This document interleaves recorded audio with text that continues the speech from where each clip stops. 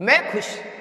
फिर मैं पहले एक बार रैंक चेक करता था, फिर उसके बाद चेक करता था आईआईटी बॉम्बे में कौन सी ब्रांच मिलेगी, आईआईटी दिल्ली में कौन सी ब्रांच मिलेगी। मैं आपको अपनी एक रियल सिनेरियो बताता हूं। मैं फरीदाबाद में सेक्टर 17 में स्कूल है एमबीएन करके, मैं वहां से पढ़ता था।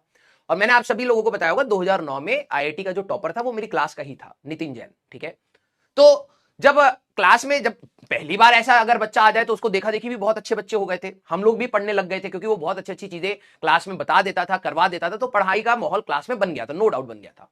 फिर जब स्कूल को लगा, और हमारा स्कूल नो डाउट क्लास में ही बहुत अच्छा पढ़ा था, तो मेरे को कोई कोचिंग की जरूरत नहीं पड़ी थी, टू बी वेरी ट्रू। ठीक है, तो स्कूल में ही उन्होंने क्या करा कि एक ऐसी ही टेस्ट लिया। ठीक है, एक ऐसी टेस्ट लिया जिसमें उन्होंने कहा कि हम बच्चों को सेपरेट आउट करेंगे, टॉप 20 स्टूडेंट्स पूरे स्कूल में, और हमारे स्कूल में सिर्फ 11th-12th में ही आई थिंक 300-400 बच्चे होंगे। ठीक है, टॉप 20 स्टूडेंट। जब वो टेस्ट हुआ, ठीक है, तो अच्छा खासा टेस्ट था। ठीक है, और जब वो टेस्ट हुआ ना बेटा, तो मेरी 21वीं रैंक आई, 21वीं। ठीक है, 21। तो अब मेरे को जैसे उन्होंने टॉप 20 की लिस्ट बनाई, मेरे को इतना, मतलब जो सबसे ज्यादा बुरा किसी को लगता है वो 21वीं वाले को ही लगेगा, है ना। अगर 100 तक सिलेक्शन हो रहा है तो जिसकी 101 रैंक आई होगी उसको बहुत बड़ा दर्द हो रहा होगा, है ना। तो मेरा जो सिलेक्शन था, मेरा मैं जाके फिर अपने प्रिंसिपल से भी बात करी। मैंने कहा कि सर एक ही तो वो है ना, मैं 21 हूं सर, मेरे को भी ले लो, मेरे को भी ले लो। जो आपके अंदर जो है इशू ना, वो एज ए स्टूडेंट सभी में होता है। जो पढ़ना चाहता है वो उसको लगता है कि वहां पर कुछ ऐसी चीज हो जाएगी। लेकिन प्रिंसिपल सर ने एक खास बात बोली कि बेटा, पहली बात, अगर मैं आपको लूंगा तो फिर 22nd वाला बोलेगा कि वो 21st तक सिलेक्शन हुआ है, सबसे ज्यादा दुख तो हमें 22 वाले को है तो उसका दुख का निवारण करने के चक्कर में फिर 23 वाला भी खड़ा हो जाएगा।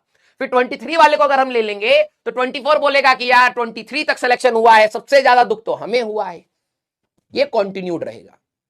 फिर दोनों दूसरी बात उन्होंने मेरे को बोली कि अगर आपके अंदर ये दुख है तो इसको पढ़ाई में लगाओ।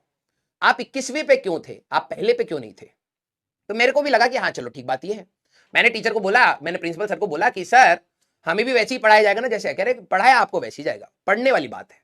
तो फिर उसके बाद से मैंने आपको बताया भी होगा कि मेरा कई सारा टाइम मैंने ऐसी, जैसे आप बकैती करते हैं, समय बर्बाद करते हैं, कई सारे चैप्टर छोड़ देते हैं, ये चीज मैंने भी करी थी। ठीक है, हर स्टूडेंट कर ही देता है कहीं ना कहीं। ठीक है, जब मैंने उसको क्रॉस करा और जब मैं उसमें पढ़ने के लिए बैठा, मैंने कहा यार कि नहीं यार अगले वाले टेस्ट के लिए करेंगे। ठीक है, उसमें मेरी रैंक आप बिलीव नहीं करोगे कितनी आई। मैं खूब पढ़ा। ठीक है, और मेरे को यह था कि मैं प्रिंसिपल सर को यह बताऊंगा कि नहीं यार कि मैं डिजर्व करता था। कितनी रैंक आई, हेयर कट कह रहा है पागल बच्चा। ठीक है, हाँ, दिन रात बराबर कर दिए थे मैंने, दिन रात।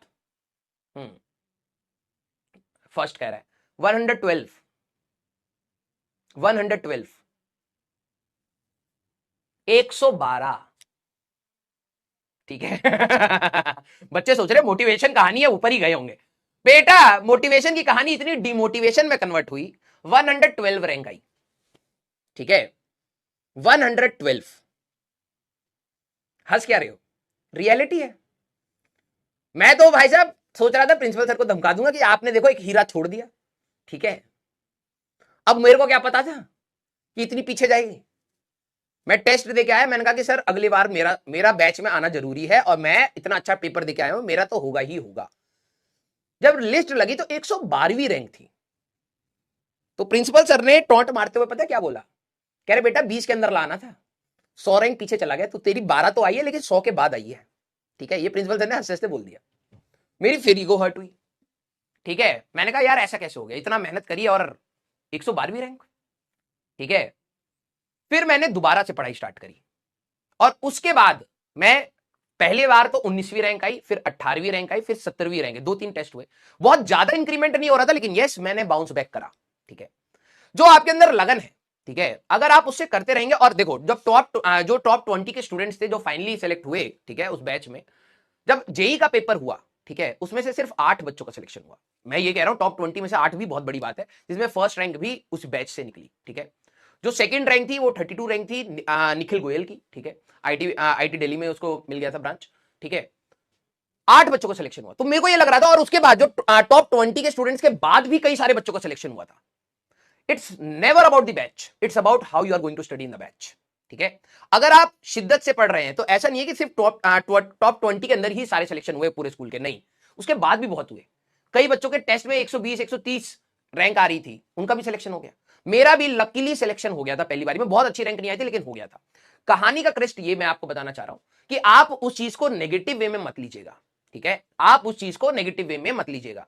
हर चीज में आप अपना बेनिफिट देखिए, आप अपना पढ़ाई करिए, और आप अगर अपने आप को इंक्रीज कराते जा रहे हैं, पोटेंशियल आप अपना इंक्रीज कराते जा रहे हैं, तो डेफिनेटली आपका आज नहीं तो कल कुछ ना कुछ सक्सेसफुल पैरामीटर आपको मिल जाएगा। इट्स नेवर अबाउट कि वो सिर्फ सर कॉलेज होना चाहिए, ब्रांच होनी चाहिए या रैंक होनी चाहिए। सक्सेसफुल पैरामीटर आपका हमेशा चेंज होता है। ठीक है, आज इस डेट पे आपके लिए कॉलेज हो सकता है, या फिर आईआईटी में आईआईटी की एक रैंक हो सकती है particular, 1 digit, double digit, triple digit, जो भी है। ठीक है, वो आपके लिए सक्सेसफुल पैरामीटर नहीं है, वो आपकी एक एम है। आप हो सकता है उसको अचीव करें या ना करें, लेकिन सक्सेसफुल पैरामीटर आपका वो होता है जहां पर आपको सेटिस्फेक्शन आनी स्टार्ट हो जाती है कि yes this is what I want to do. ठीक है, तो वो आपका हमेशा चेंज होता रहेगा। किसी समय पर आपको लगेगा कि यार मेरे को पढ़ना है, किसी समय पर लगता है कि मेरे को जॉब करना है, किसी समय पर लगता है रिसर्च करना है। ये आपके थॉट चेंज होते रहेंगे, तो आप उसको हमेशा हिट करते रहें और आगे बढ़ते रहें। क्लियर? यस। एक देखो ध्रुव खड़े, बेटा तुम खड़े हो जाओ, तुम्हें मुर्गा बनाएंगे। कह रहा है Nikhil Goyal is a YouTuber. दुनिया में इस बच्चे को लगता है एक ही नाम का एक ही व्यक्ति होता है। ठीक है, क्लास में अगर कोई दूसरे ध्रुव बच्चे हैं, ठीक है, जरा दिल बनाइए। इसको बच्चे की एक विडंबना में फंसा पड़ा, उसको तोड़ा जाए, फिर क्लास स्टार्ट करेंगे सीरियस। ठीक है, हाँ, क्लास में जितने भी ध्रुव बच्चे हैं जरा एक बार दिल बना दीजिए। ध्रुव ध्रुव, हाँ, हवा में ही मारेंगे तो यहाँ पे कम से कम 40-50 ध्रुव निकल आएंगे। हाँ, जितने भी ध्रुव बच्चे हैं, देखो ध्रुव गुप्ता भी आ गए हैं। ठीक है, ए ध्रुव बेटा, ठीक है, अब देखिए कितने सारे ध्रुव यहीं पर बैठे। ठीक है, तो बेटा एक नाम का एक व्यक्ति नहीं होता है। ठीक है, हाँ, चलिए यार, एटलीस्ट आप ये सब नहीं समझ पाए, लेकिन एटलीस्ट हाँ, दुनियादारी तो हम तो सीख ही के जाएंगे। बहुत अच्छी नहीं है, लेकिन ठीक है, क्या है। हाँ, चलिए वहां तक पहुंच गए, वही बहुत है। और क्या होता है ना, जब आप आईटी का पेपर देके आते हो, ठीक है, आईटी का पेपर देके आते हो, तो आप सबसे पहले अपनी रैंक प्रिडिक्टर, ऐसे होते हैं ना, उस समय नया नया जोश चढ़ा था, रैंक प्रिडिक्टर आते थे। ठीक है, आप अपने मार्क्स डालो, रैंक पता लग जाएगी। ठीक है, और मैं हर दिन सुबह उठ के अपनी रैंक चेक कर रहा होता था। वो रैंक प्रिडिक्टर बताते थे मेरे को कि मेरी रैंक आएगी 1000-1200 के आसपास। ठीक है, मेरे मार्क्स आए थे 216 या कुछ ऐसे ही कुछ थे, और मेरे को एग्जैक्टली याद नहीं है, 212 या 216 कुछ ऐसी मार्क्स आए थे दोनों जेई के पेपर में मिला के। ठीक है, तो मैं रोज अपनी रैंक देख रहा था। मैंने कहा जितने ज्यादा बच्चे रोज रैंक चेक करेंगे उतना ही एक्यूरेट डेटा आएगा। वो कभी 1200 आ रही है, कभी 1100 हो रही है, कभी 900 हो रही है, मैं खुश। फिर मैं पहले एक बार रैंक प्रेडिक्टर चेक करता था, फिर उसके बाद चेक करता था आईआईटी बॉम्बे में कौन सी ब्रांच मिलेगी, आईआईटी दिल्ली में कौन सी ब्रांच मिलेगी। ठीक है, जिस दिन रिजल्ट आया ना, मैं बैठा हुआ था, पहले तो डर तो लगता ही यार, आपको भी लगेगा अपने टाइम पर। ठीक है, मैं रिजल्ट पे अपने रोल नंबर डाला, जैसे एंटर करा, मुझे आज तक वो मोमेंट याद है। मेरे पापा इधर खड़े थे, मम्मी इधर खड़ी थी। ठीक है, घर पे हमारा सिस्टम था, डाला I4851, मैं ऐसे देख रहा हूं, मैं कहूं ये साला ये रैंक प्रिडिक्टर था क्या था, ये सिर्फ भावनाएं प्रिडिक्ट कर रहा था क्या हमारी। ठीक है, मैं ऐसे देख रहा हूं, पापा मम्मी खुश क्योंकि उसमें लिखा रहा है सिलेक्टेड है। अब उनको थोड़ा याद है या उनको थोड़ा पता है कि इसमें क्या मिलना है क्या नहीं मिलना है। तो मैं अब मेरे को समझ नहीं आ रहा, उस रैंक पे ना आप खुश हो सकते हो और ना आप दुखी हो सकते हो। ठीक है, बीच का मोड, मैं कंफ्यूज होकर बैठा पड़ा हूं। मैं तो सोच रहा हूं, क्योंकि ओपनिंग एंड क्लोजिंग रैंक तो मैं सारी 1000 वाली देख रहा था, अभी तो 5000 आ गई रैंक, अब क्या करेंगे।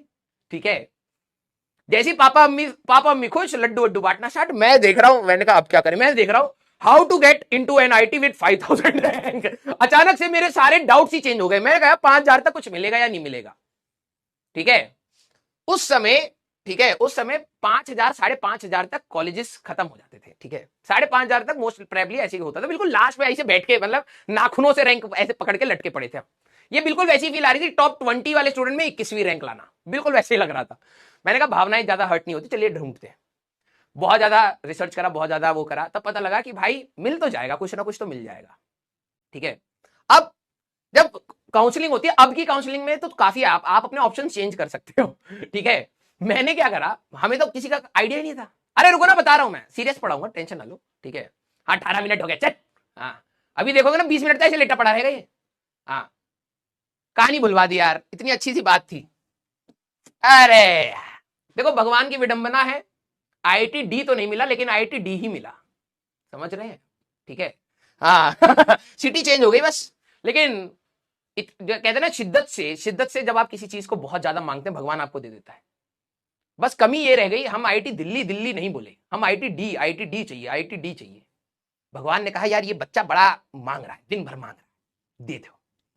अब भगवान ने भी ध्यान नहीं दिया, धनबाद वाला मिल गया। ठीक है, डी वहां का मिल गया, थोड़ा सा गड़बड़ हो गया। ठीक है, यही कहानी थी, बड़ा दिक्कत हुआ। ठीक है, लेकिन कोई नहीं, एटलीस्ट भगवान ने आईआईटी तो दे दिया था। ठीक है।